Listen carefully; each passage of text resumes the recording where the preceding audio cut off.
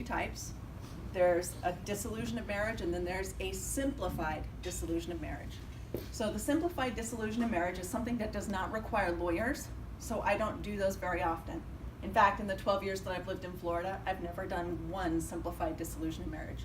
Generally, that means the parties have no children and no real property and no assets together, held together, meaning no bank accounts, nothing. And they can go petition the court together. They show up together for one hearing and say to the court, we have nothing, we just need a divorce. And the court can grant that. Under a regular dissolution of marriage, I call it regular, it's the dissolution of marriage, all of these things are taken care of. And that's really small, so I'm going to talk about them. First, we divide and separate assets and liabilities. Who's going to keep the house? Are you going to sell the house? If there's a family business, are they going to sell the family business? Is one person going to leave the family business? There's lots of things that can happen there. We also determine alimony if one person needs it.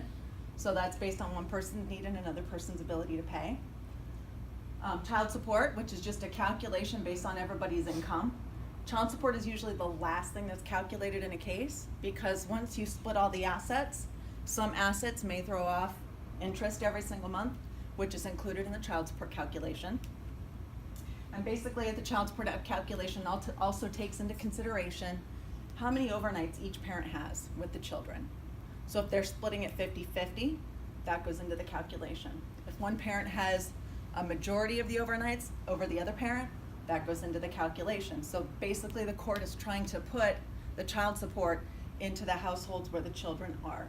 So if it's a 50-50, the payor is going to pay less child support because they have more time sharing with the kids. Parental responsibility, so that is a component of the time sharing schedule. Parental responsibility really is who makes decisions for the children. In Florida, the default standard is shared parental responsibility, which means both parents make decisions about education, medical treatment, religious upbringing, extracurricular activities, and anything that involves the children's lives. The time sharing schedule is just when are the children spending time with each parent? When are they spending breaks, holidays? Where do they go when there's no school on a Friday or a Monday? How do they divide up Christmas break? All of that is put in one document called the parenting plan, which includes the time sharing schedule. Also, other issues in a divorce that get resolved are attorney fees and costs. Is one person a higher wage earner than the other, and do they have to pay a portion of the other spouse's attorney fees and costs? Or did one of the spouses behave badly during the divorce process, and can the court sanction them? I've actually had those fees awarded before. It's very difficult, and generally you have to be very bad before the court will award them, but they are awardable. Other things that can be addressed, and this kind of goes hand in hand with the time sharing schedule, is if somebody has mental illness or substance abuse, and usually they go hand in hand because a lot of times people are abusing alcohol or drugs because they're untreated for some sort of mental illness. That doesn't mean that they can never see their children. It just means that they're going to have to jump through a few hoops and become treated in order to spend time with their children. So sometimes as a part of that parenting plan, we have to make it safety focused, where maybe one parent who has a substance abuse issue only has time sharing with a third party supervisor or non-overnights, whatever is best for the family. We can restore someone's maiden name. So if a wife takes a husband's name in the divorce, she wants to restore her prior name, we can do that. And then lastly, there's a few other claims. They don't happen a lot, but sometimes somebody receives an STD as a result of the other spouse's infidelity. And that's actually a battery claim that sometimes is litigated here in Florida. Also, if there was domestic violence, that's considered a battery claim in the family court. So in addition to a DV claim, you can have your domestic violence. If it resulted in an economic injury, you can litigate it as part of the divorce. Paternity. So this is when there's people that have children and they're not married. So generally, paternity really deals with just the parenting aspect. The parenting plan, which is who is assuming responsibility and making decisions. And there's some interesting components to this, because under Florida law, the mom is considered the sole parent until the dad asserts his rights. So I always talk to my consults when they come in and ask me about it, especially the fathers, they are considered to have no rights under Florida law until they file a paternity action. So moms will be able to make all the decisions. They can leave the state, they can leave the country, they can do whatever they want until somebody asserts their right as the parent, as the father for that child. Time-sharing schedule gets decided in a paternity action. Child support is determined, and then sometimes attorney fees and costs are assessed. I draft marital agreements, so there's a couple. We have prenups, which are also called an antenuptial agreement. That's prepared before somebody gets married and usually resolves all rights, financial rights in a divorce, that they determine that before they get married. A postnuptial agreement, which is usually drafted and signed after someone is married, usually indicates that there's trouble within the marriage for whatever reason, and most postnuptial agreements result in a divorce. So once somebody comes and asks me about a postnup, I'll draft it, but I advise them. Usually what happens is that becomes then the marital settlement agreement. And that's the document that's drafted in a divorce after we've resolved all of the issues and everybody agrees how the divorce is going to be resolved. The only other agreement that we talk about both in paternity and in divorce is the parenting plan.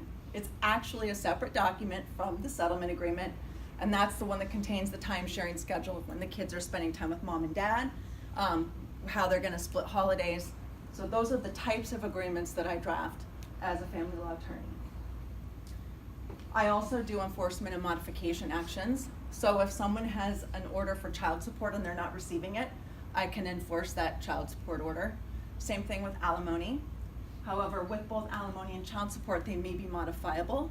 So if there is a payor who loses their job through no fault of their own, or their business is going down and they can't afford to pay their court-ordered obligations, I can come in and ask the court to modify them. And I would have to show a changed circumstance that warrants a modification, which means it's something that they didn't anticipate. And then the last other parts of my purview, in addition to the divorce and the paternity, relocation, which I have a relocation trial happening in 3 weeks. That's when one parent wants to relocate more than 50 miles away from their current residence and take the children. Return of children. There are 2 actions in Florida. If one parent leaves the state wrongfully with the children, I can bring them back through an interstate law. Or there's the Hague Convention, which if someone takes the children out of the country wrongfully, and hopefully they go to a Hague Convention signatory country, you can have the children brought back from that country. Those are much more challenging, but I've had children returned before. Domestic violence, which I know I've talked to you guys about, but that's usually when there's physical violence in the household. And then civil injunctions. So maybe one spouse has access to all the money and has prevented the other spouse from having any of the money, and they're spending it, or they're giving it to their family members, or they're putting it in the children's college accounts. So I can get an injunction from the court that stops everybody from accessing that money until there's a court order that allows people to take that money.